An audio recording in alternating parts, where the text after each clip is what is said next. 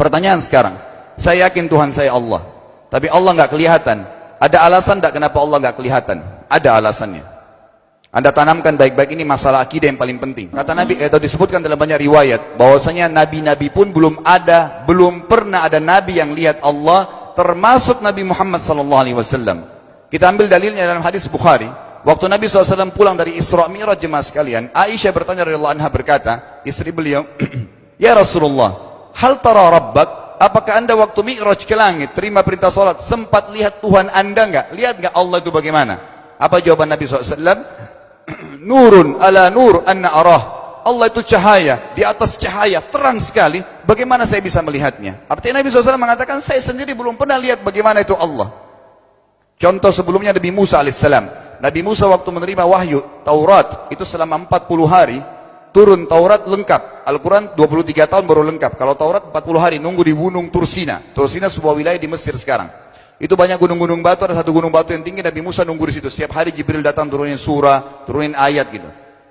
Setelah berlalu 37 hari dari 40 hari menunggu Taurat turun, Nabi Musa alaihissalam tiba-tiba bertanya kepada Allah, mengatakan begini dalam Al-Quran, A'udzu minasyaitonir rajim, Rabbi arini anzur ilaik.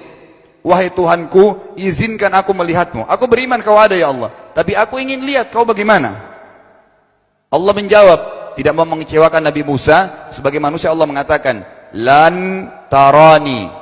Perlu anda tahu dalam bahasa Arab jemaah sekalian ada 3 kosakata la, tidak yang berarti tidak. Ada la biasa artinya tidak, ada lam dengan mim, lam artinya tidak pernah, ada lam dengan nun, lan artinya tidak akan pernah. Allah mengatakan apa? Lan tarani, kau tidak akan mampu melihatku wahai Musa. Tapi Allah nggak mau kecewain Musa. Ternyata Musa selama 37 hari jemaah sekalian kagum-kagum melihat gunung-gunung batu di situ. Pergantian siang malam, burung-burung yang terbang, air yang mengalir di lereng-lereng gunung. Lalu dia mengatakan, Allah mengatakan apa? Walakin unzur ilal jabal, fa in istaqarra makanahu fasawfa tarani. Coba kamu lihat gunung-gunung batu di sekitarmu hai Musa. Kalau mereka bisa menampung kedatanganku, kata Allah, kau akan bisa melihatku. Apa yang terjadi? Allah lanjutkan, falamma tajalla rabbuhu lil jabal, waktu Allah baru niat mau datang, belum datang, ja'alahu dakka, semua gunung batu itu hancur lebur, tidak mampu menampung kedatangan Allah. Wa kharra Musa sa'iqa, lalu Musa pingsan tiba-tiba. Waktu Nabi Musa bangun, langsung ucapkan kalimat, amantu billah, saya beriman pada Allah. Berarti fakta lapangan, nabi-nabi aja belum pernah lihat Allah. Masih pertanyaan lagi jemaah sekalian, kenapa Allah nggak bisa kelihatan? Saya akan jawab dan tolong ini jadikan sebagai pegangan hidup. Ini landasan akidah kita. Kata para ulama, karena anda kalau sholat, anda mengucapkan satu kalimat yang merupakan jawabannya. Allahu Akbar. Allah Maha Besar. Akbar adalah siga mubalaghah dalam Islam. Sesuatu yang melampaui batas. Maha Besar. Kita terangkan. Kata Nabi SAW, perumpamaan bumi yang kalian tinggali ini dibanding dengan langit pertama di atas kepala kalian, ada 7 lapis langit. Allah mengatakan, sab'an shidada, 7 lapis langit yang kokoh. Alladzi khalaqa sab'a samawatin tibaqa, yang menciptakan langit tibaqa bersusun, 1, 2, 3, 4, 5, 6, 7. Allah di atas langit ke-7. Kata Nabi SAW, perumpamaan bumi yang kalian tinggalin dibanding dengan langit pertama di atas kepala kalian, ibaratnya seperti cincin yang dibuang di padang pasir.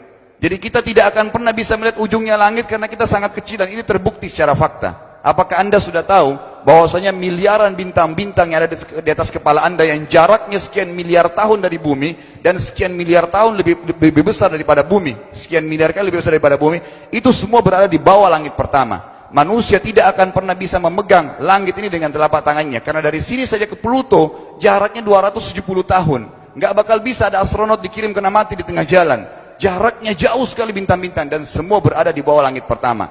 Kata Nabi SAW, di atasnya ada langit kedua besarnya, digabung antara bumi sama langit pertama seperti cincin dibuang di padang pasir. Langit ketiga, 2, 1 dan bumi digabung tiga-tiganya, di mana langit ketiga seperti cincin dibuang di padang pasir, sampai langit ke-7, 5, 6, 4, 3, 2, 1 dan bumi 7 digabung, dibanding langit ke-7 seperti cincin dibuang di padang pasir.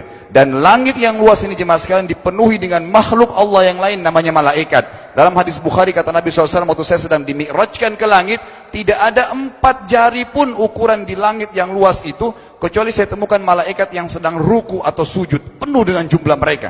Anda tahu malaikat itu ada namanya nama kelompok, seperti Rakib, Atid itu kelompok. Di bawah Rakib banyak miliaran malaikat, di bawah Atid miliaran malaikat. Sama dengan Munkar Nakir, ada memang nama kelompok. Makanya kalau manusia 5 miliar, rakib atidnya 10 miliar. Rakib atidnya 10 miliar. Lalu kata Nabi SAW, di atas langit ketujuh ada Sidratil Muntaha. Besarnya digabung antara 7 lapis langit dan bumi. 8 hanya seperti cincin di bawah di padang pasir. Di atas Sidratil Muntaha ada sebuah lautan yang Allah ciptakan. Lautan itu besarnya digabung antara Sidratil Muntaha, 7 lapis langit dan bumi. 8, 9-9-nya seperti cincin dibuang di padang pasir.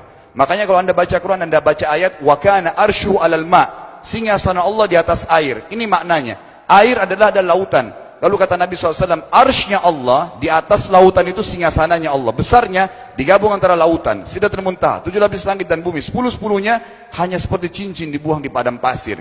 Anda sudah hafal ayat kursi? Apa artinya? Ayat tanda-tanda kebesaran Allah.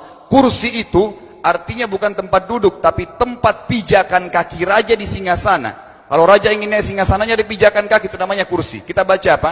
Wasi'a kursiyuhu as-samawati wal ard. Pijakan kakinya Allah saja sudah menutupi seluruh langit dan bumi ini. Jadi kita mustahil bisa melihat Allah karena besarnya Allah Azza wa Jal. Tinggal kita tutup jemaah sekalian.